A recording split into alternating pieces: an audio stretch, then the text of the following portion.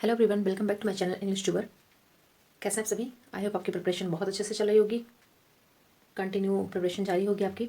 तो चलिए उसी प्रिपरेशन को और आगे बढ़ाते हैं, उसी रिवीजन की क्लास को। एंड आज हम नेक्स्ट क्लास की बात करेंगे। जैसे कि आप देख रहे होंगे बोर्ड पे दिख रहा होगा एडवर्ब। आज हम पार्ट्स स्पीच की जो नेक्स्ट चैप्टर है एडवर्ब की क्लास को आज हम स्टार्ट करेंगे। तो एडवर्ब के को हम बहुत ही अच्छे से डीप नॉलेज इसकी आज मतलब लेंगे कि एडवर्ब क्या है, क्या यूज़ है, कैसे इससे प्रॉब्लम्स क्रिएट करके क्वेश्चन पूछे जाते हैं एग्जाम्स में। ओके, तो सारी चीज़ें आज के बाद आपका एडवर्ब जो है कभी गलत नहीं होगा। एडवर्ब से रिलेटेड जो भी क्वेश्चन आएंगे वो कभी भी गलत नहीं होंगे। ओके, तो वीडियो में अंत तक बने रहिएगा, आपके लिए बहुत ही हेल्पफुल होगा। तो चलिए लेट्स गेट स्टार्ट। तो सबसे पहले जान लेते हैं कि एडवर्ब है क्या। ओके, तो एडवर्ब क्या है आप जानते हैं? क्रिया विशेषण। वर्ब क्या है? क्रिया। एडवर्ब क्या है? क्रिया विशेषण। बट इसकी डेफिनेशन क्या हो सकती है? An adverb, adverb is a word which modifies the meaning of a verb, an adjective और एन अदर एडवर्ब। एडवर्ब जैसे एडजेक्टिव है जो आप जानते हैं, ये जो कि नाउन और प्रोनाउन की विशेषता बताता है। बट एडवर्ब जो है वो केवल क्रिया की विशेषता नहीं बताता है, ये क्रिया की विशेषता भी बताता है, एडजेक्टिव की भी बताता है, एंड एडवर्ब खुद की भी विशेषता बताता है। Okay, an adverb is a word which modifies the meaning of an verb, an adjective और एन अदर एडवर्ब। ओके, जिससे किसी क्रिया की विशेषता भी बताता है और एडजेक्टिव की भी, और एडवर्ब खुद की भी विशेषता बताता है। ओके, तो चलिए ये जो एडवर्ब होता है, ये इसका क्लासिफिकेशन किया है आपका। 3 टाइप्स के होते हैं एडवर्ब जो होते हैं, वो आपके 3 टाइप्स के एडवर्ब्स होते हैं।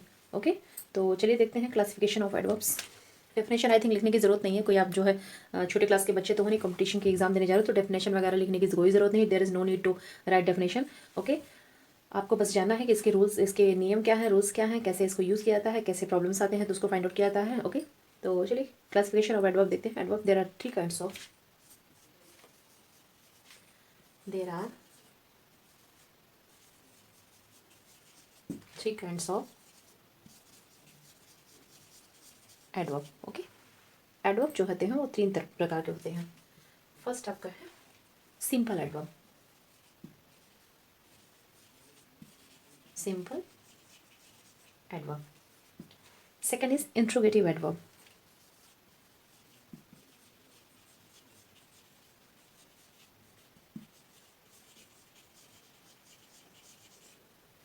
Interrogative adverb. Okay, and third is relative adverb.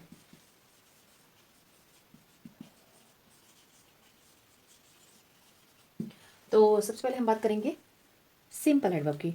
तो सिंपल एडवर्ब जो होते हैं वो भी कई प्रकार के होते हैं। जैसे कि आपका एडवर्ब ऑफ टाइम जो है वो सिंपल एडवर्ब में ही आता है। Adverb of place, adverb of number, adverb of quantity. Okay, adverb of manner, quality और स्टेट, एडवर्ब ऑफ अफर्मेशन और निगेशन, ये सारे के सारे आपके सिंपल एडवर्ब में ही इंक्लूडेड है। ठीक है, तो सबसे पहले हम पढ़ेंगे आज सिंपल एडवर्ब के बारे में। ओके, तो चलिए बात करते हैं सिंपल एडवर्ब। ओके,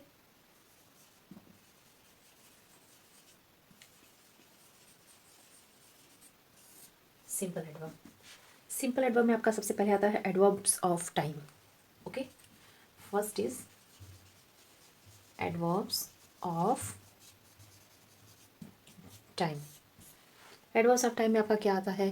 जैसे today, yesterday, last month, last year, today, tomorrow, ago. Okay, at present, presently, shortly, directly, late, lately, recently, ये सारे के सारे क्या हैं आपके एडवर्ब ऑफ टाइम है। ओके, तो कुछ लिख लीजिए या फिर ऐसे मैं बता देती हूँ, आप ऐसे ही पेन डाउन कर लीजिए। ओके, टुडे, यस्टरडे, मतलब इस तरीके की जो चीज़ें होती हैं जो टाइम बताती हैं, तो that is called adverb of time. Okay, today, yesterday, okay, last year, ago, at present, जो भी चीज़ें टाइम बताती हैं that is called adverb of time. ठीक है, बहुत सारी चीज़ें मैंने बता दिया आपको, present, presently, shortly, directly, late, lately, recently, etcetera. ठीक है, तो वो सब आप लिख लीजिएगा। ओके, तो ये सारी क्या है? एडवर्ब ऑफ टाइम है। और इनका जो इंट्रोगेटिव और रिलेटिव एडवर्ब होता है वो क्या होता है? When, how. जैसे अगर इंट्रोगेटिव एडवर्ब ऑफ टाइम में इंट्रोगेटिव एडवर्ब है तो वो क्या होगा एडवर्ब में? When, how, long, when, where, okay, from where, इस तरीके के वर्ड्स आएंगे। सेकंड आपका आता है adverb of place.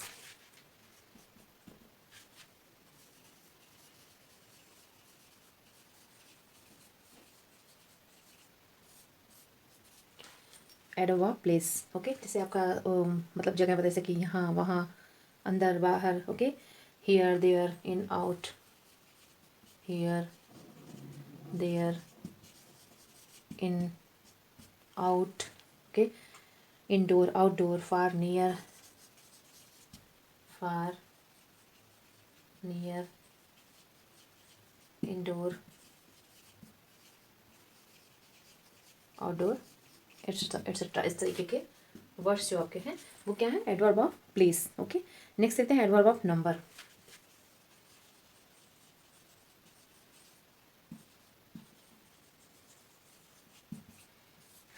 Adverb of number में क्या आता है आपका, वंस, ट्वाइस, थ्राइस, इस तरीके के, ठीक है, वंस, इस तरीके के जो नंबर बताते हैं चीज़ें वो आपके आती हैं एडवर्ब ऑफ नंबर के अंतर्गत, ओके, एट्सेट्रा, ठीक है। और एडवर्ब ऑफ फ्रीक्वेंसी भी इसी में आता है, ठीक है।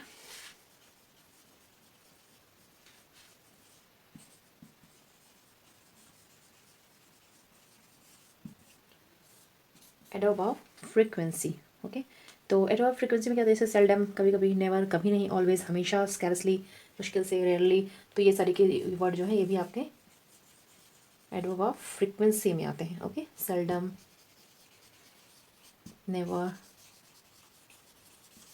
ऑलवेज, ओके, ऑलवेज, इस तरीके के जो वर्ड होते हैं, स्कार्सली, रेयरली, ठीक है, ये आपके होते हैं एडवर्ब ऑफ फ्रीक्वेंसी। नेक्स्ट देखते हैं एडवर्ब ऑफ क्वांटिटी।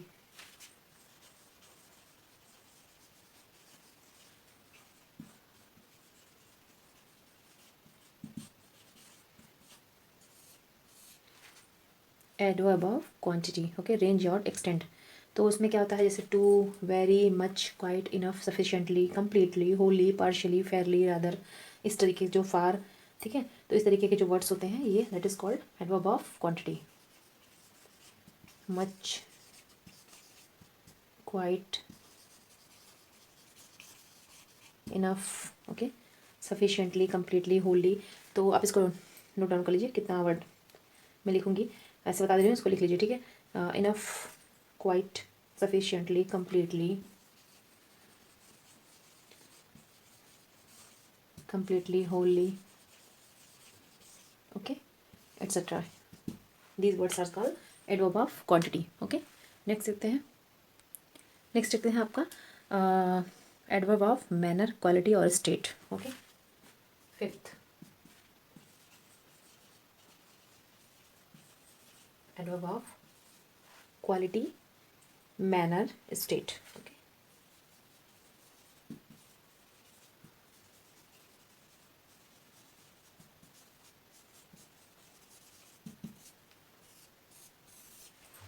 ये कौन कौन से एडवर्ब होते हैं, जैसे केयरफुली, फ्लुएंटली, ब्यूटीफुली, फास्ट, ठीक है, ये आपके कौन से हो गए, मैनर, क्वालिटी, स्टेट बताते हैं, ठीक है। Thus, so, badly,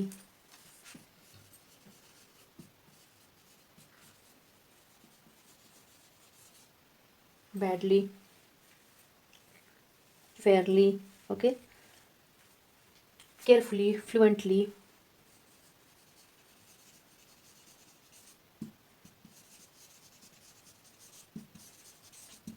fluently, beautifully, fast,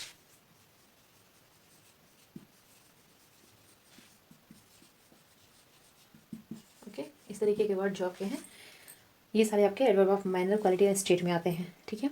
adverb of manner के जो इंट्रोगेटिव का रिलेटिव जो वर्ड होगा उसमें क्या होगा, how, in what way, etcetera, ये मतलब इस तरीके के वर्ड्स होते हैं, ठीक है, जो इंट्रोगेटिव बनेगा इसका एडवर्ब ऑफ मैनर का। अब नेक्स्ट देखते हैं एडवर्ब ऑफ अफर्मेशन और negation. 6, adverb of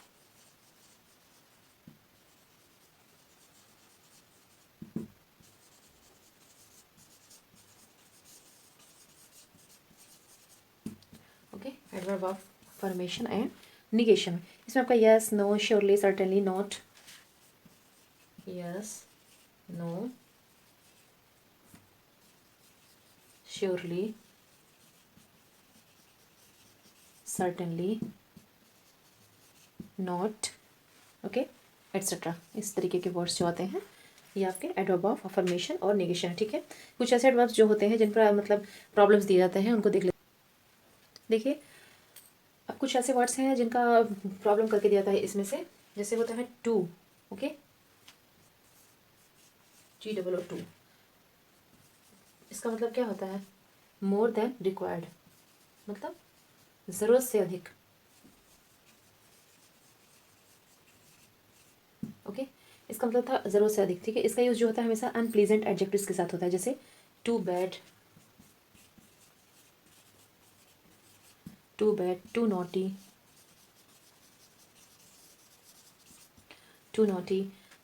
okay. Too wicked मतलब दुष्ट होता है, टू फैट, विक्ड मीन्स क्या होता है? दुष्ट, टू फैट, ये सारी क्या है? सब उस तरीके की चीज़ें हैं, नेगेटिव चीज़ें कह सकते हैं आप, अनप्लीजेंट जो कि अच्छी ना लगे, उनके साथ ये TOO जो एडवर्ब है इसका यूज़ होता है, ठीक है। Too weak, too fat, too dull, ये सारी चीज़ें सुन करके कोई भी खुश नहीं हो सकता है, अनप्लीजेंट वर्ड्स हैं, तो ये यूज़ होता है अनप्लीजेंट वर्ड्स के साथ। और एग्जाम में क्या करेंगे? टू हैप्पी लिख देंगे, too pleased, too healthy, okay, too glad, इस तरीके के वर्ड्स दे करके प्रॉब्लम देते हैं, ठीक है। जैसे I am too glad to meet you, इसका अर्थ है मैं आपसे मिलकर इतना खुश हूँ जितना होना नहीं चाहिए, ठीक है।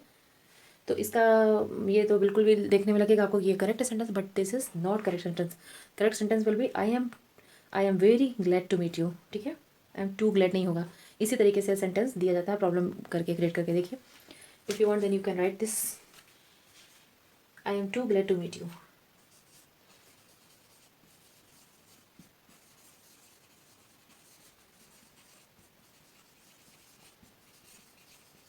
ओके। इस सेंटेंस को देख के लग ही नहीं रहा कि कोई प्रॉब्लम है इसमें, कुछ भी गलत लग रहा है, सब सही लग रहा है, क्या दिक्कत है। बट जब आप ये जानेंगे कि टू का यूज़ कहाँ पे होता है, ठीक है, अनप्लीजेंट एडजेक्टिव्स के साथ होता है, तो अनप्लीजेंट एडजेक्टिव तो नहीं है, ग्लैड मीन्स खुशी होता है, ये तो प्लीजेंट एडजेक्टिव है, ठीक है। तो इसको हम क्या करेंगे? करेक्ट क्या होगा इसका? I am very glad to meet you, I am very glad to meet you, okay, this is your correct sentence. अब देखिए जो TOO है और एक सिंगल टू होता है, इस पर रिलेटेड सेंटेंसेस में टू के बाद जो है मतलब मीनिंग के अकॉर्डिंग प्लीजेंट एडजेक्टिव्स का भी यूज़ हो सकता है, जैसे he is too intelligent to be cheated, आप ट्रांसफॉर्मेशन बनाते हो ना, तो इसका बनता नहीं है he is too intelligent to be cheated, तो इसका ट्रांसफॉर्मेशन क्या होगा? He is so intelligent that he can not be cheated, मतलब इतना बुद्धिमान है, इतना इंटेलिजेंट है कि उसे कोई भी चीट नहीं कर सकता है, ठीक है। इसी तरीके से मच टू जो होता है, मच टू के साथ अनप्लीजेंट एडजेक्टिव्स का यूज़ होता है, much too plus unpleasant adjective, okay. जैसे कि much too painful, much too careless, much too wicked, ठीक है, इस तरीके के। और एक वर्ड होता है टू मच, ठीक है, मच टू और टू मच को ध्यान से देखिएगा, टू मच के बाद नाउन होता है एंड मच टू के बाद अनप्लीजेंट एडजेक्टिव्स होता है, देखिए इसको लिख लीजिए, ओके। मच टू जब आएगा आपका तो उसके बाद हमेशा एडजेक्टिव्स होगा, वो भी अनप्लीजेंट,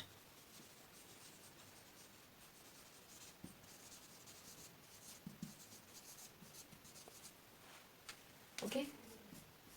एंड इसी का अपोजिट जो होगा टू मच,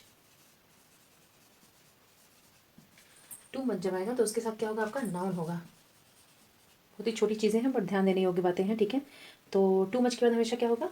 आपका नाउन होगा। जैसे एक एग्जांपल लिख लीजिए, एक मच टू का लिखिए, एक टू मच लिखिए, ठीक है। Much too painful, much too careless, much, ये तो वो हो गया, ठीक है। जैसे too much painful, too much careless, too much insincerity, ठीक है।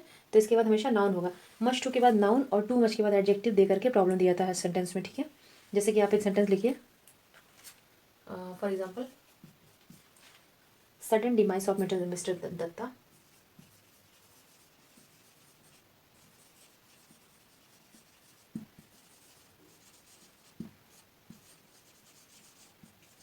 sudden demise of Mr. Datta is too much painful.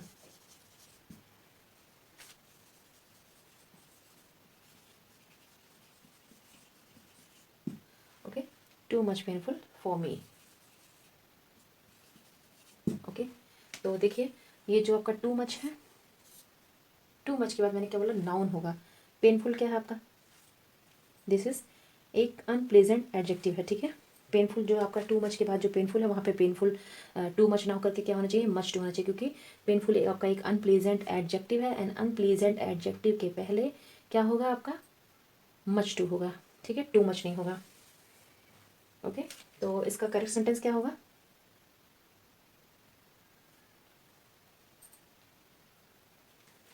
इसी को सेम ऐसे लिख दीजिए, सारी चीज़ें वही रहेंगी बस। He suddenly demise of mister Datta is much too painful, okay, for me. Now this is the correct sentence, okay. इसी तरीके से नन टू होता है, नन टू एक वर्ड होता है जिसका मतलब होता है नॉट वेरी, ओके। इस पर जो होता है प्लीजेंट या अनप्लीजेंट एडजेक्टिव के साथ, दोनों के साथ होता है, ठीक है। जैसे कोई एग्जाम्पल होता है, this movie is none too good, okay, यह फिल्म बहुत अच्छी नहीं है, ठीक है। तो ये क्या हो गया, गुड जो है वो प्लीजेंट एडजेक्टिव हो गया, okay. And this movie is none too bad, और देखिए सेम वही चीज़ें आपकी, अनप्लीजेंट एडजेक्टिव जो बैड है वो आपका अनप्लीजेंट एडजेक्टिव है, दोनों के साथ हो गया, ठीक है। तो नन टू का use pleasant adjective and non pleasant adjective दोनों के साथ होता है। इसी तरीके से आपका ओनली टू है, जो टू आपका है वो एक एडवर्ब है, तो इसका किसके साथ यूज़ होता है इसको मैं बता रही हूँ। तो जो TOO होगा उसके पहले अगर ओनली आए, ओनली टू का यूज़ क्या होता है, वेरी, इसका मतलब होता है वेरी। इट मीन्स इसका यूज़ जो होता है प्लीजेंट या अनप्लीजेंट एडजेक्टिव के साथ होता है, मतलब दोनों के साथ होता है। जैसे आपका नन टू है वैसे ही ओनली टू है, ओके। जैसे I am only too glad to receive your gift, okay.